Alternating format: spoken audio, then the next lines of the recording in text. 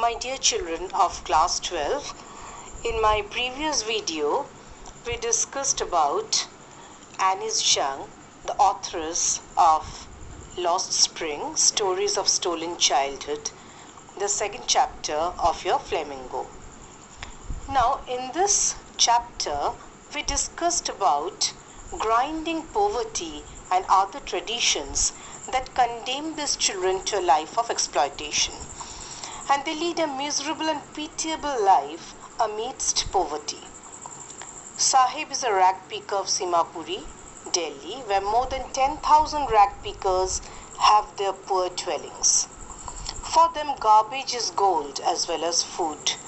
It keeps them away from the worries of life.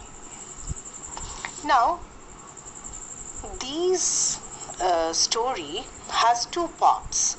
In part 1, we see it begins with, sometimes I find a rupee in the garbage. So there is a writer's encounter with Sahib. The writer encounters Sahib every morning scrounging for gold in the garbage dumps. Sahib hails from the green fields of Dhaka. His house and field were swept away by the storms, and he does not attend any school. On asking by the writer, the boy announces his name Sahib-e-Alam, which means Lord of the Universe. They are too poor to afford anything. They live in a perpetual state of poverty. Then you see a story of a man from Udupi. The authoress tells a story of a man from Udupi. When he was a young boy, he would stop near a temple to pray for a pair of shoes. His father was a priest there. The authoress visited the place after 30 years. It was found in an air of desolation, and there lived a new priest, and there were red and white plastic chairs.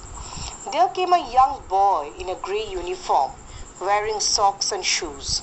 He threw his school bag on the bed. The authoress immediately recollected the prayer another boy had made. So he thought that the goddess might have granted his prayer of shoes. Now the young boys, like the son of the priest, wear shoes, but many others, like the rag pickers, remain shoeless. Then comes the incident of Simapuri, a home for rag pickers. Simapuri is a place on the periphery of Delhi. Most of the rag pickers live there. They are from Bangladesh and have occupied unauthorized land, like Sahib's family. Their structures are made of mud with roof of tin and tarpaulin. They are devoid of sewage, drainage or running water. More than 10,000 rag pickers have been living here for more than 30 years without an identity. But they have ration cards and their names in the voters list. What an irony. Food is more important for survival than an identity. So they prefer to live in Simapuri rather than to the green fields of Dhaka that keep them hungry. Now, Sahib in tennis shoes. Sahib likes tennis and sees young men playing it standing by the fenced gate of a club. He goes inside when no one is around. The gatekeeper lets him swing. One day he gets discarded tennis shoes. It was like a dream come true for him. Now Sahib works in a tea stall. He gets 800 rupees and all his meals. His face has lost the careworn look.